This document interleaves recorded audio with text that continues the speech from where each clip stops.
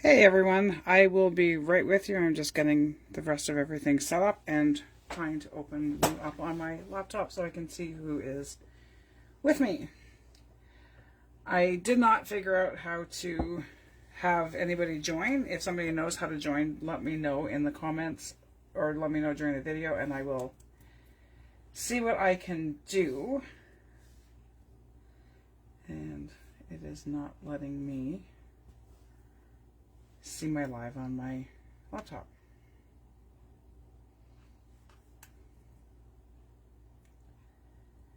There we go.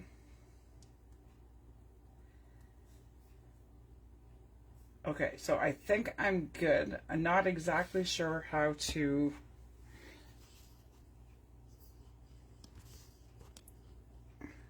trying to figure out how to get more of my camera, more of my workspace in the video and less of me.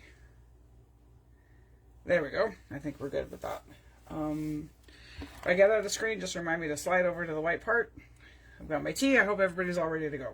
So anyway, we'll wait a couple more minutes to see who else is going to jump on with me. And again, if you can figure out how to add yourself to my live video, please go ahead and I will watch the comments to see if anybody is trying to get on. Facebook has kind of changed how things are going with the Facebook Lives, I think, and something is a little new. Some of the screens were a little newer. Hi Cheryl, hi April. I think I have my comments up now. Hopefully they will stay going. So anyway, hi everybody. I'm Kim and I am your crazy partner for this craft along. We're going to be using golden books and making some journals that you can either give away, sell, whatever you choose to do with them. So anyway, what I'm going to say is that you can use any children's book to do this. You could probably use any book period that would work. The golden books are a little bit trickier to use because of the way they're put together. I will show you how to take. Today we're going to go over how to take apart the golden book, paper choices, and binding choices. I'm not going to use a sewn-in signature for mine. I use a coil binding.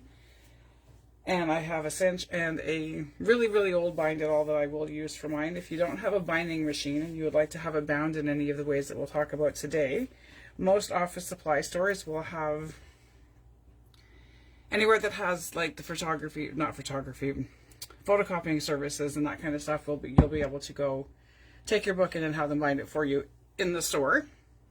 And most of them will either have a comb binding, coil binding, or a spiral binding system that you can access through them. And hopefully I will be able to stay connected. I've been having some major internet issues that hopefully will be fixed by Monday, but if I disappear, I will be back as soon as I can. My internet's just been cutting out on me and leaving me hanging for hours and hours, comes back on for a minute and then kicks me out again. Anyway, so the first thing I'm going to do is go over the binding choices. So we have simple sewn-in signature. Is what most of us do for our regular journals, where you just take your journal, poke the holes in the spine, and sew it all together. This is another example of using binder rings to put together a book. This one is by no means completed. It needs way more pages and stuff in it, but you would just use your binder rings. I put eyelets on this one to hold them so that it stops the spine from breaking. But you can use just the simple binder clips like these, the binder rings. You could do the sewn-in signature, you could do a tab binding, and I have some variety of binding options here, and I will show you the one I'm going to be using. This is a comb binding. It's plastic. Most office supply stores would have this one. They'd punch the holes, light everything up, punch the holes in your book, and it would get bound with a piece like this. There is a spiral binding, and any of these bindings you've seen on different notebooks and things like that we buy in office supply stores, dollar stores, that kind of stuff. And I have the machines to do all of these, plus I have the Happy Planner punch, or the Arc punch from Staples, that does the not ring bound. Maybe they are rings, I can't remember what they're called. So there's the coil binding, the spiral binding, and then there is the comb binding, spiral binding, and the comb binding. These ones are metal that I'm using.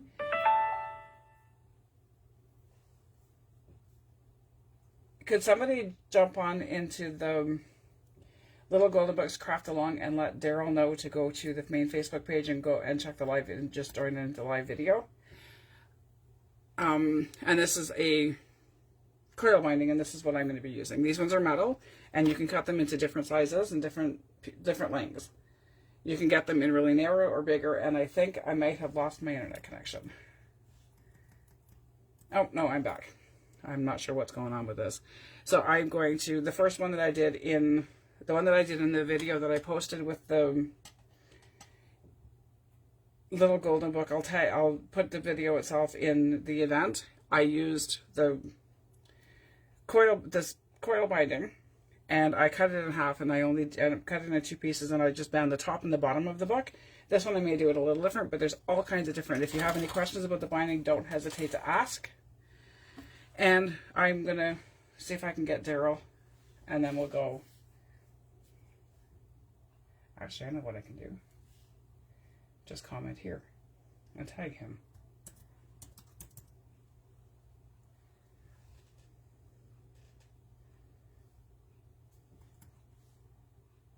I think that may have worked. I can't tell who's on because I can't get my screen to show me. Wait. Yes, I can. Yes, I can. It's not really showing me who is. It's not really showing me who joined, but anyway, I have comments. Okay, hi Daryl. Hi Kara. So thanks for joining me, everybody. So I'm going to jump right into showing you how to take apart the book. After I mute my Chromebook, because I'm sure that's not going to sound very pleasant. So I have my heat tool, and I have my staple remover, and I have some pliers. So this is the first one that I've already taken this one apart. So when you're all done, you'll have the front and back covers, all the insides of the book, and you will also have the golden spine. So golden books are signatures, actually, that you could add your pages into the signature and just rebind them using a 3-hole pamphlet stitch, or staple them however you like to. So this is the actual inside of the golden book. All my golden books will stay together with the story intact, and all my spines will be reused. So I will take this piece when I'm ready to start binding it, and half of it will go on the front binding, on the front cover, and the other half will go on the back cover. So I'm just going to stick I've got it inside the book to keep it protected from getting bounced around or lost on my desk, or otherwise mangled by dumping everything else on top of it. Because, yeah, we all kind of do things like that, right? So we'll jump right into taking apart the binding. So for these ones, do you want to take off this piece? And some of the really, really old books, and if they've been really handled a lot, they're already starting to come off, but they stick. So we're going to loosen the adhesive. I'm going to plug in my heat gun. Sorry for the noise of this, but there's no other way of me showing you how to do it without there being some noise on it. So you gently want to heat it. You don't want to burn it. You don't want to go so close and hold it. You just want to gently heat the adhesive a little bit and go little sections at a time.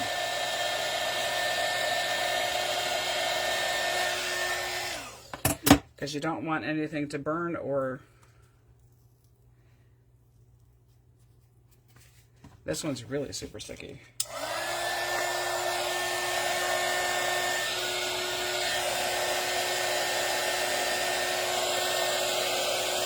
Hopefully you can see what I'm doing.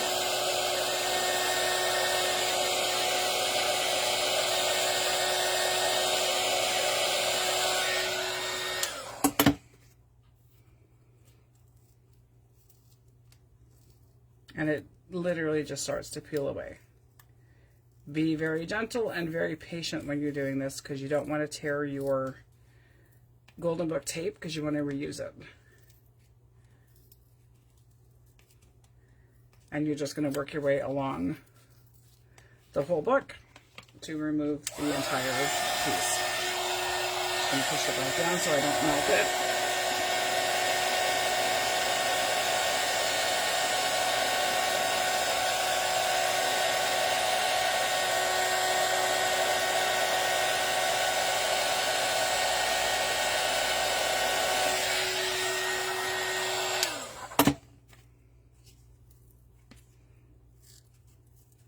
ago.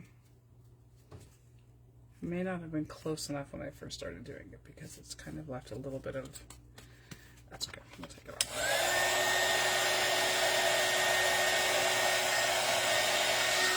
If you're brave enough and you have enough control without stabbing yourself or anything like that, which I sometimes do, sometimes don't, you can use a scrapey tool of some kind to help you get underneath and pull it up.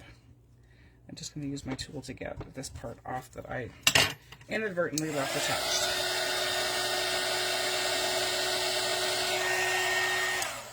And my mat is a glass mat, so I can heat on it and not worry, there we go, and not worry about it coming or melting. So that part's free, and I'm just going to keep going on.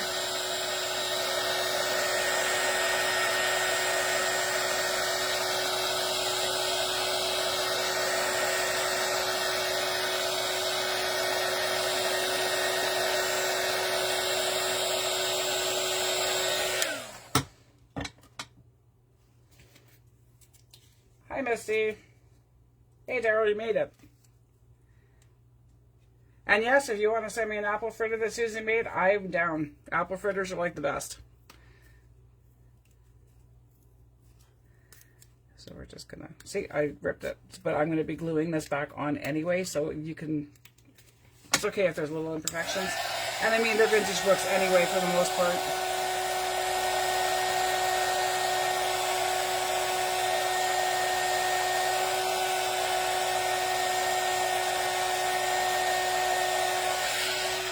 So being that they're already vintage, they're going to have some imperfections as it is. There we go. Once you heat it warm enough, it just kind of just peels right off. In theory. So that half of my spine is free. Now you may be tempted at this point to say that I'm just going to cut the binding in half and not finish taking the binding off the back piece. I'm going to have to glue it on anyway. But you kind of have to take it off or else you can't take the staples out of the book.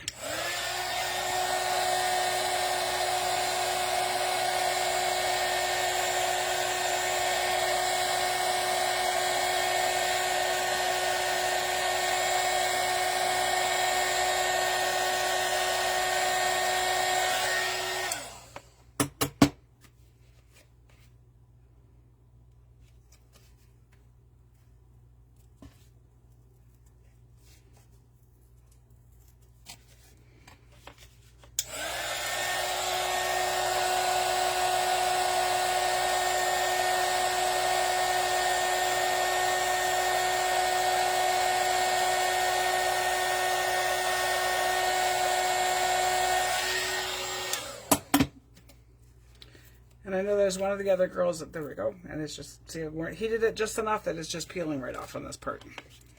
So maybe we can do the same on the other side without knocking over my other lamp.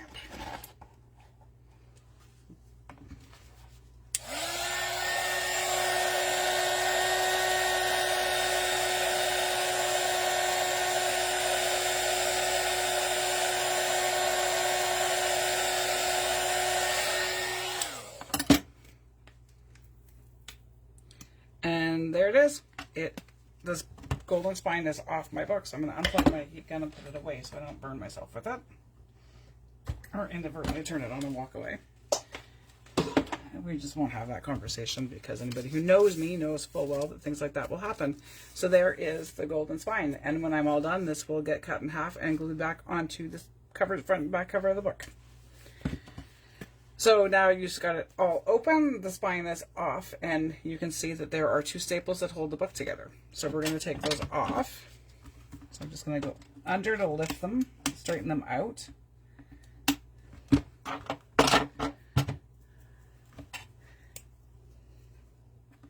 And you kind of want to straighten them because you want to leave them so you can pull them out from the other side without damaging the book or the cover, the pages or the cover of the book. So I'm going to lift my staples.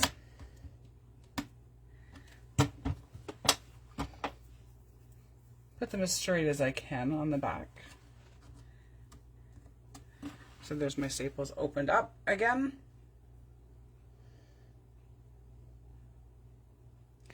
And I'm going to go in the front, and I'm going to get underneath them, and I'm going to pull them off.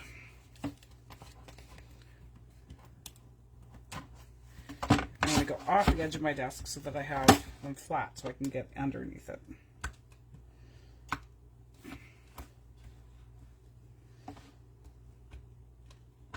Okay, really, you're not going to let me get underneath you?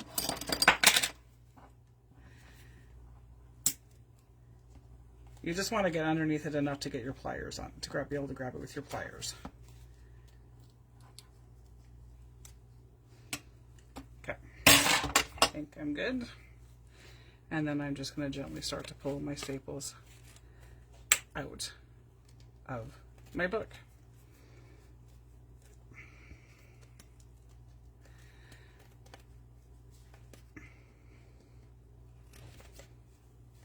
And if anybody knows of an easier way to do this, by all means, jump on and let everybody else know, because, I mean, we all can learn things new.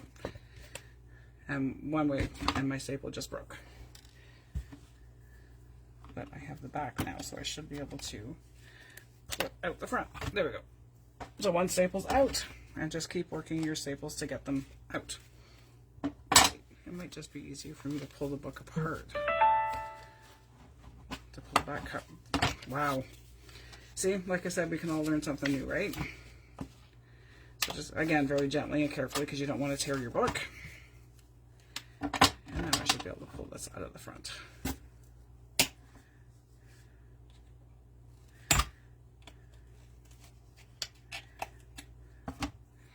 Okay, so there is my book successfully taken apart.